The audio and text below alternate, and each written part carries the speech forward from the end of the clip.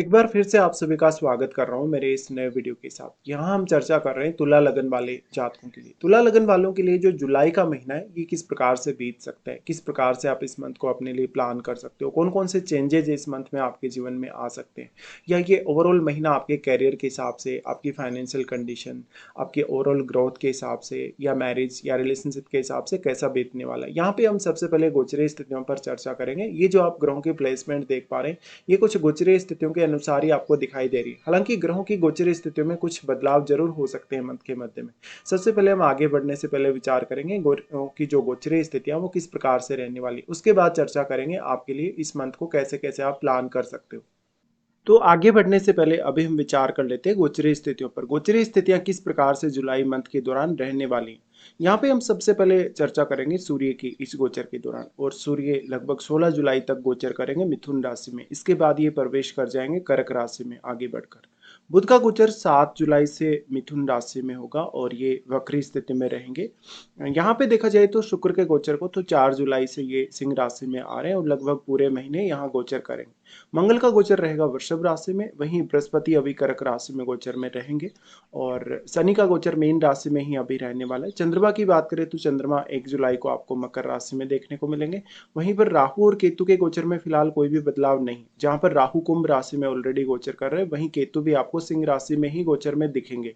इन स्थितियों पर चर्चा करने के बाद अब हम विचार करेंगे आपके लगन चार्ट के हिसाब से ये जो प्लेसमेंट आपको नजर आ रही है इनका किस प्रकार का प्रभाव आपको इस मंथ में देखने को मिल सकता है। यहाँ पे सबसे पहले लग्नेश से स्टार्टिंग करेंगे। लग्नेश आपके शुक्र हैं और शुक्र जा रहे हैं इस मंथ के गोचर में 11वें घर में। शुक्र आपके चार्ट में अब अष्टमेश भी है। वैसे तो अष्टमेश का 11वें घर में जाना ज्यादातर अच्छा ही माना जाता है, लेकिन यहाँ पर शुक्र एक तो फायरी साइन में है, साथ ही साथ वो लग्नेश होकर भी यहाँ आ रहे हैं, लेकिन केतु के साथ बैठे। तो केतु इनकी सारी की सारी क्वालिटीज को एब्जॉर्व कर लेंगे, जिससे शुक्र यहाँ काफी कमजोर हो जाएंगे। वैसे भी फायरी साइन में शुक्र उतना अच्छा परफॉर्म नहीं करता। तो ऐसे में कुछ हद तक आपको अपने कॉन्फिडेंस में कमी महसूस हो सकती है, अपने ऊपर काफी ज्यादा डाउट आपको रह सकता है इस मंथ में। आपको अपनी अर्निंग्स पे ज़्यादा से ज़्यादा ध्यान देने की आवश्यकता है, अपनी प्लानिंग काफ़ी अच्छे से करने की आवश्यकता है। इसके साथ साथ आपको जो अष्टम भाव के थ्रू जो जो भी चेंजेस आने के चांसेस है उनमें सिर्फ बस आपको मंगल का ही सपोर्ट आप मिल पाएगा। तो रिश्तों में सबसे ज़्यादा प्रॉब्लम होगी आपको शुक्र के केतु के साथ आने की वजह से। तो आपकी मैरिड लाइफ और आपके बाकी रिलेशन पे आपको ध्यान देने की आवश्यकता है। शुक्र का यहाँ से दृष्टि होगा आपके पंचम घर पे, बट शुक्र यहाँ उतना अच्छा वर्क नहीं कर सकें क्योंकि वो ऑलरेडी कमजोर हो चुके हैं। और यहाँ राहु ही आपके पंचम भाव को मल्टीप्लाई कर रहे हैं, तो राहु का ही प्रभाव यहाँ सबसे ज्यादा रहने वाला है। फिर हम विचार करेंगे मंगल पर। मंगल आपके चार्ट में दूसरे घर के स्वामी और सप्तमेश है, और मंगल आ रहे अष्टम में। तो कुछ हद तक जो आपका झुकाव है कहीं ना कहीं वो अपने इनलॉज की तरफ थोड़ा ज्यादा रह सकता है इस मंथ में। आपके इनलॉज से आपको कोई सहायता प्राप्त हो सकती है, कोई धन संपत्ति वगैरह मिल सकता है। साथ ही साथ पैतृक संपत्ति भी आपको इस समय मिल सकती है। लेकिन मंगल जैसे प्लेनेट है तो थोड़ा मतभेद या कुछ फाइट वाइट कुछ झगड़ा वगैरह होने के भी चांसेस उतने ही ज्यादा है। साथ ही मंगल जैसा फायरी प्लैनेट यहाँ अष्टम में है, तो वो आपके अष्टम भाव से एक्सपेक्टेशन को काफी ज्यादा बढ़ा देगा। यहाँ मंगल आ रहे हैं तो अब वो क्योंकि सेकंड हाउस को काफी मजबूत करेंगे और अपने ही घर पे वो दृष्टि भी डाल रहे हैं। मंगल यहाँ से सबसे पहले दृष्टि डालेंगे 11वें घर पे। 11वें घर पे अब मंगल की दृष्टि आपको कुछ हद तक सपोर्ट अवश्य करेगी, लेकिन मंगल और केतु का संबंध बनना थोड़ा विस्फोटक होता है कभी कभी। तो इस समय आप पैसे के लिए लालच ना करें। आपकी धन संपत्ति को लेकर जो स्थिति है वो ज्यादा से ज्यादा स्टेबल रहे, इसके लिए आप प्रयास करें। साथ ही यहाँ अगर आप कोई इन्वेस्टमेंट करके रखें, कोई प्रॉपर्टी वगैरह परचेज किया आपने, किसी भी तरीके की वो प्रॉपर्टी हो सकती है, आपने कोई और इन्वेस्टमेंट करी है, शेयर बाजार वगैरह में इन्वेस्टमेंट करी है, लॉटरी सट्टा वगैरह, तो आपको अचानक से यहाँ पर कुछ उतार चढ़ाव दिखेंगे अपनी इनकम वगैरह में। मंगल का केतु के साथ संबंध इस तरीके से रखना कहीं ना कहीं आपको सडनली कोई बड़ा फैसला लेने के लिए प्रेरणा दे सकता है, लेकिन वो फैसला गलत होने के चांसेस काफी प्रबल हो सकते हैं क्योंकि शुक्र आपके लग्नेश होकर ही यहाँ आ रहे हैं केतु के साथ। अब जो मंगल है वो आपके यहाँ जो दृष्टि डाल रहे हैं, कुछ हद तक मंगल यहाँ एनर्जी प्रोवाइड कर रहे हैं 11वें घर को, और मंगल का जितना ज्यादा यहाँ प्रभाव बढ़ रहा है उतना ही ज्यादा आपकी अपेक्षाएं बढ़ रही हैं अपने आप से। तो मंगल यहाँ कुछ खास आपको उतना ज़्यादा सपोर्ट कर नहीं पाएंगे, लेकिन यहाँ पर आपको गलत निर्णय लेने से बचना होगा। फिर इनकी दृष्टि आ जाती है अपने ही घर पे। अपने स्वयं के घर पे मंगल आपको हमेशा प्रोटेक्ट करेंगे साथ साथ में, लेकिन वो वाणी का एग्रेशन काफी बढ़ाने वाले हैं। आपके लिए कुछ गुप्त धन के साधन इस समय क्रिएट हो सकते हैं। साथ ही आपको जैसे अपने इन लॉज से, अपने माता पिता से कुछ फायदा हो सकता है। साथ ही आपकी लाइफ स्टाइल, आपकी फैमिली लाइफ, आपकी सेविंग्स वगैरह को लेके आप अच्छे से कार्यों को मैनेज कर सकते हैं। यहाँ पे मंगल का प्रभाव होने से वाणी बहुत ज्यादा एग्रेसिव हो जाएगी, तो आप दूसरों पर काफी ज्यादा हावी नजर आएंगे। इससे आपको अपने व्यवहार पर थोड़ा ध्यान देने की आवश्यकता है, अपने व्यवहार को सुधारने की आपको आवश्यकता है। साथ ही फिर देखिए कि आपके सेकंड हाउस में क्या कोई प्लैनेट बैठा है आपके जन्म के समय का। अगर वो प्लैनेट मंगल का मित्र हो, तब तो आपको कोई खास यहाँ दिक्कत नहीं होगी। अगर मंगल का कोई शत्रु ग्रह आपके सेकंड हाउस में यहाँ बैठा हो, तो आपको काफ़ी प्रॉब्लम हो सकती है फैमिली रिलेशंस में। फिर मंगल का यहाँ से दृष्टि आ जाएगा थर्ड हाउस पे। ये दृष्टि आपको सबसे ज़्यादा सपोर्ट करेगा, क्योंकि मंगल अपने मित्र बृहस्पति के ही घर पे यहाँ दृष्टि डाल रहे हैं, और इस समय बृहस्पति चल रहे हैं उच्च की स्थिति में आपके 10th हाउस में। तो इस हिसाब से अगर देखा जाएगा इस ट्रांजिट को, जो मंगल का ट्रांजिट है, वो आपको काफ़ी हेल्प करेगा हार्ड वर्क करने, कोई भी प्रकार की लाइफ में रिस्क लेने के लिए। लेकिन क्योंकि आपका लग्नेश इस समय केतु के साथ चला गया है, तो यहाँ आपको ये अलर्ट रहना होगा कि आप स्वयं में ज़्यादा से ज़्यादा कॉन्फिडेंस डेवलप करें। आप ओवर कॉन्फिडेंस में भी ना आए, और जो भी आपको रिस्क लेना है, जो भी कोई बड़ा फैसला लाइफ के लिए करना है, उस पर आप अडिग रहें, बार बार अपना फैसला बदले नहीं। इस हिसाब से देखा जाए इस ट्रांजिट में, तो मंगल आपकी काफ़ी हेल्प भी कर रहे हैं। और थर्ड हाउस में अगर दृष्टि पड़ रही है मंगल की, तो वो आपके कम्युनिकेशन को भी काफ़ी मजबूत करने की यहाँ कोशिश कर रहे हैं। तो इस वजह से कुछ हद तक मंगल आपको यहाँ हेल्प कर रहे हैं, और सूर्य और बुध की दृष्टि भी यहाँ होगी, जिससे आपको कुछ हद तक मदद मिल पाएगी। उसके बाद हम यहाँ से आगे बढ़ जाते हैं और विचार कर लेते हैं बृहस्पति पर। बृहस्पति क्योंकि आपके थर्ड हाउस के लॉर्ड और आपके चार्ट में वो छठे घर के स्वामी है। बृहस्पति चल रहे हैं अभी 10th हाउस में। 10th हाउस में बृहस्पति कुछ नए कैरियर रिलेटेड आइडियाज दे सकते हैं। कैरियर में अगर आपके कोई व्यवधान आया हुआ है, रुकावट आई हुई, तो उसमें आपको बृहस्पति सपोर्ट कर सकते हैं। बृहस्पति यहाँ है तो बेसिकली वो क्योंकि थर्ड हाउस के लॉर्ड होकर आ रहे हैं, तो आपका कुछ स्थान परिवर्तन वगैरह होने के चांसेस, आपका अपने कैरियर की वजह से कुछ ट्रेवल वगैरह होने के चांसेस, और आप अपना कितना एफर्ट अपने कैरियर के लिए डाल सकते हैं, क्योंकि मंगल की दृष्टि होने से अब थर्ड हाउस के रिजल्ट आपके ज़्यादातर फेवर में होने के चांसेस हैं। तो आप अपनी जितनी भी काबिलियत है, जितनी भी आपकी क्षमता है, उसका अच्छे से इस्तेमाल अपने कैरियर के लिए कर सकते हो। गुरु का 10th हाउस में आना, और क्योंकि चंद्रमा के घर में गुरु आ रहे हैं, तो आपको बहुत सारे अवसर यहाँ प्रदान करेंगे गुरु, और आपको मल्टीपल अवसर देखने को मिलेंगे, मल्टीपल आपके पास ऑप्शंस होंगे कैरियर में। यहाँ गुरु अब देखा जाए तो वो छठे घर के भी लॉर्ड है, और वो छठे घर पे दृष्टि भी डाल रहे हैं। लेकिन क्योंकि गुरु चंद्रमा के घर में और उच्च की स्थिति में है, तो गुरु का यहाँ पूर्ण रूप से शुभ प्रभाव पड़ने वाला है इस गोचर के दौरान अगर देखा जाए। ऐसी कंडीशन में बाकी अन्य प्लैनेट्स भी जो आपके यहाँ गुरु से प्रभावित हो रहे हैं इस वाले गोचर में, वो सारे के सारे प्रभाव शुभ देना शुरू कर देंगे आपके चार्ट में। यहाँ पे जो गुरु है वो अब क्योंकि सेकंड हाउस पे दृष्टि डाल रहे हैं, जहाँ पर मंगल का भी दृष्टि है, तो गुरु यहाँ आपको काफ़ी हेल्प करेंगे आपकी अर्निंग के साथ साथ आपकी सेविंग के लिए, फैमिली लाइफ और आपकी लाइफ स्टाइल के लिए। साथ ही आप अपने फैसलों में जितना ज़्यादा स्टेबिलिटी ला सके आपके लिए उतना अच्छा। गुरु का दृष्टि फिर आ जाता है आपके फोर्थ हाउस पे और आपके सिक्स्थ हाउस पे। देखिए फोर्थ और सिक्स्थ हाउस क्योंकि अब शनि का ही फोर्थ हाउस है, और वैसे तो गुरु के लिए नीच का घर है आपका फोर्थ हाउस, लेकिन क्योंकि गुरु अत्यंत शुभ स्थिति में है, उच्च की स्थिति में है, तो वो अपने नीच के घर पे भी कोई नेगेटिव प्रभाव आपको नहीं देने वाले, शुभ ग्रह होने के नाते। इसलिए गुरु यहाँ आपको ज़्यादा से ज़्यादा सपोर्ट कर रहे हैं फैमिली रिलेटेड निर्णय लेने, फैमिली के सदस्यों के साथ अच्छी अंडरस्टैंडिंग बनाने और उनको सपोर्ट करने के लिए। लेकिन अगर फोर्थ हाउस में आपके कोई ऐसा प्लैनेट बैठा है जो गुरु के साथ मित्रवत नहीं है, तो कुछ हद तक आपकी जैसी अपेक्षा है उस हिसाब से परिणाम होगा नहीं। लेकिन फिर भी आपका यहाँ जो स्वामी है फोर्थ हाउस का, वो शनि है, तो शनि की स्थिति को जरूर देखिए। शनि इस समय गोचर में देखा जाए तो छठे घर में गोचर में है, और वहाँ वो गुरु से भी दृष्ट है। लेकिन इंटरेस्टिंग स्थिति ये है कि गुरु जो शनि के घर पे दृष्टि डाल रहे हैं, तो यहाँ शनि स्वयं भी गुरु से दृष्ट है, इसलिए फोर्थ हाउस में आपको गुरु सबसे ज्यादा सपोर्ट कर पाएंगे। और क्योंकि शनि के प्रभाव भी आपके फेवर में होने के काफी प्रबल चांसेस हैं। गुरु की जो दृष्टि छठे घर पे पड़ेगी, तो आपके ऊपर कोई कर्ज चल रहा है, कोई लोन वगैरह चल रहा है, उसको आप अच्छे से मैनेज कर सकते हो। साथ साथ में आपकी रूटीन लाइफ और आपका जो डेली का रूटीन है वो काफ़ी अच्छा रहेगा, जहाँ पर आप अपने अच्छे से फैसले ले सकते हो। लेकिन शनि अभी तक आपसे काफ़ी ज़्यादा मेहनत करवा रहे थे, बहुत ज़्यादा हार्डवर्क करवा रहे थे, और इस स्थिति में आप थोड़ा स्ट्रगल भी कर रहे थे। लेकिन कैरियर में हो सकता है आप उतने ज़्यादा कंफर्टेबल नहीं थे, जहाँ भी काम कर रहे थे वहाँ पर बहुत ज़्यादा सेटिस्फेक्शन आपको नहीं मिल रहा था। लेकिन अब गुरु की कृपा होने की वजह से आपको वो सेटिस्फेक्शन मिल पाएगा, और आप अपनी परफॉर्मेंस को अच्छे से दिखा पाएंगे।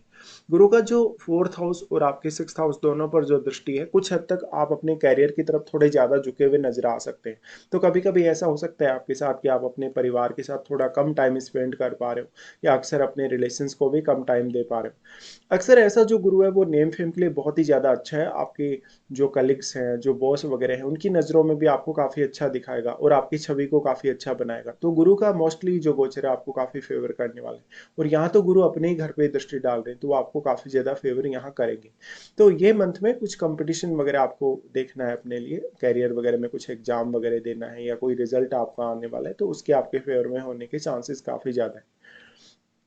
उसके बाद विचार करते हैं शनि पे। शनि फोर्थ हाउस और फिफ्थ हाउस के स्वामी है फिलहाल शनि, क्योंकि छठे घर में गोचर कर रहे हैं। वैसे तो छठे घर का शनि बहुत ज़्यादा मेहनत मांगता है, लेकिन इस गोचर में क्योंकि खास रूप से जो गुरु का दृष्टि यहाँ पड़ रहा है, उस वजह से आपको अब शनि उतना ज़्यादा डिले नहीं करेंगे, व्यवधान में नहीं डालेंगे आपको। और अभी तक क्योंकि शनि काफ़ी लंबे समय से मीन राशि में चल रहे थे, तो अब इस मंथ को आप काफ़ी इजीली बिता सकते हैं, और आने वाले कुछ अन्य मंथ को भी। यहाँ पे जो अब शनि की स्थिति बन रही है, शनि सबसे पहले अपनी दृष्टि डाल रहे हैं अष्टम पे। अष्टम भाव में ऑलरेडी मंगल ट्रांजिट में है, तो अपने रिश्तों को लेके थोड़ा आपको ध्यान जरूर देना होगा। शनि आपको काफ़ी हेल्प करेंगे अष्टम भाव से रिलेटेड कुछ नया करने, कुछ नया सीखने, और आपको कहीं ना कहीं अंतर्ज्ञान बढ़ेगा, इंट्यूशन पावर आपकी बढ़ेगी। शनि का दृष्टि फिर आ जाता है ट्वेल्थ हाउस पे। ट्वेल्थ हाउस पे शनि का दृष्टि आपको काफ़ी हेल्प करेगा अगर आपका विदेश टूर होता है, कोई लंबी दूरी की यात्रा होती है, साथ साथ में आप अपने खर्चों को भी काफ़ी अच्छे से मैनेज कर सकते हो। ये स्थिति उन लोगों के लिए थोड़ी ज़्यादा बेटर हो सकती है जो लोग ऑलरेडी विदेश चले गए हैं या जो वहाँ पर सेटल्ड हैं और अच्छे से अपना काम कर पा रहे हैं। शनि का दृष्टि फिर होगा थर्ड हाउस पे, जहाँ पर अब सूर्य और बुध का स्वयं का भी दृष्टि होगा। इसलिए शनि यहाँ आपको कोई विशेष रूप से व्यवधान तो नहीं देने वाले, लेकिन आपकी जवाबदेही वो काफ़ी ज़्यादा तय करने वाले। इसके साथ साथ अपने जो भाई बहन हैं, जो पड़ोसी हैं, रिश्तेदार हैं, उनके साथ भी आपके रिश्ते ज़्यादातर स्टेबल रहेंगे। तो अपने व्यवहार को लेकर अब आपको सबसे ज़्यादा सतर्क होने की आवश्यकता है। उसके बाद यहाँ से आगे बढ़ते हैं और फिर विचार करेंगे अब बुध पर। बुध आपके नाइन्थ हाउस के लॉर्ड, और चार्ट में वो नाइन्थ हाउस में ही गोचर भी करेंगे और 12वें घर के भी लॉर्ड है। इस समय वो वक्री रहेंगे, 7 जुलाई से मिथुन में आ रहे हैं और वो वक्री स्थिति में रहने वाले हैं, तो थोड़ा कन्फ्यूजन क्रिएट कर सकता है। हालांकि आपके चार्ट में अगर बुध पर सूर्य का प्रभाव ज़्यादा है, बुध इवन अस्त है, तो ये आपके लिए फिर अच्छा है। लेकिन अच्छी बात यह है कि बुध अपने ही घर में है, तो आपको उतनी प्रॉब्लम होगी नहीं, लेकिन थोड़ा प्रयास ज्यादा करना पड़ सकता है। सूर्य और बुध दोनों की दृष्टि आपके थर्ड हाउस पे पड़ रही है, जहां बुध आपको हालांकि बहुत ज्यादा हेल्प तो नहीं कर पा रहे, लेकिन अब कहीं ना कहीं सूर्य आपको यहाँ ज्यादा सपोर्ट कर सकते हैं आपके हार्ड वर्क में, आपकी मेहनत करने के लिए। और क्योंकि यहाँ पर जो जो मंगल का दृष्टि है जो आ रहा है, उसकी वजह से भी आपको काफी मदद मिल जाएगी। तो बेसिकली बुध के यहाँ वक्री होने की वजह से आपके सामने काफ़ी सारे ऑप्शंस हो सकते हैं कोई भी पर्टिकुलर कार्य करने या डिसीजन लेने के लिए। आपको उनमें से कौन सा चुनना है, कौन सा डिसीजन फाइनली लेना है, या कौन सा ऑप्शन आपको चुनना है, उसको लेके थोड़ी कन्फ्यूजन रहेगी। बुध यहाँ पे अब आपके चार्ट में 12वें घर के भी लॉर्ड हैं, तो अगर आपका फॉरेन टूर होता है, फॉरेन से कुछ कनेक्शन है, फॉरेन से कुछ पैसे वैसे आपको आते हैं, तो केयरफुली आपको थोड़ा प्लानिंग करना होगा। हालांकि सूर्य इसमें आपको काफ़ी मदद कर पाएंगे। उसके बाद यहाँ से आगे बढ़ते चंद्रमा को विचार करते हैं। चंद्रमा स्टार्टिंग में देखा जाए तो फोर्थ हाउस में रहेंगे, जहाँ पर आपका परिवार से रिलेटेड कुछ काम हो सकता है स्टार्टिंग में। परिवार के साथ, विशेषकर आपकी माता जी के साथ और परिवार के अन्य सदस्यों के साथ आपकी स्टार्टिंग में कोई बातचीत हो सकती है, कोई परिवार को लेकर अहम निर्णय हो सकता है।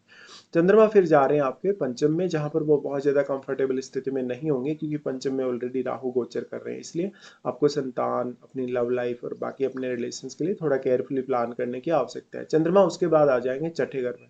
छठे घर में चंद्रमा आपके लिए सबसे ज़्यादा पेनफुल हो सकते हैं, क्योंकि वो शनि से प्रभावित होने की वजह से आपके लिए डिसीजन लेना उतना आसान नहीं होगा, और जो भी डिसीजन आपने अभी तक लिया आप उनको इम्प्लीमेंट भी बहुत अच्छे से नहीं कर सकेंगे।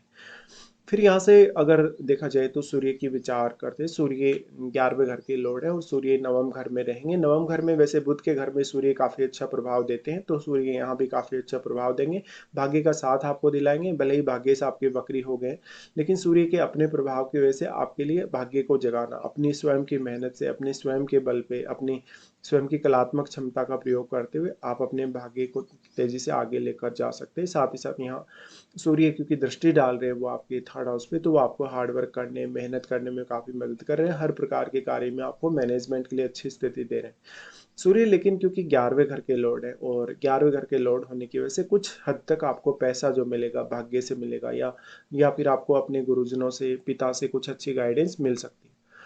तो इस हिसाब से देखा जाए तो ये मंथ ओवरऑल तरीके से आपके कैरियर, आपके रिलेशनशिप और बाकी आपके रूटीन लाइफ के लिए बहुत ही महत्वपूर्ण है। अब हम विचार कर लेते हैं यहाँ पे कौन कौन से आपके लिए इस मंथ में अच्छे दिन है, कौन कौन से आपके लिए कुछ खराब दिन भी आने वाले हैं।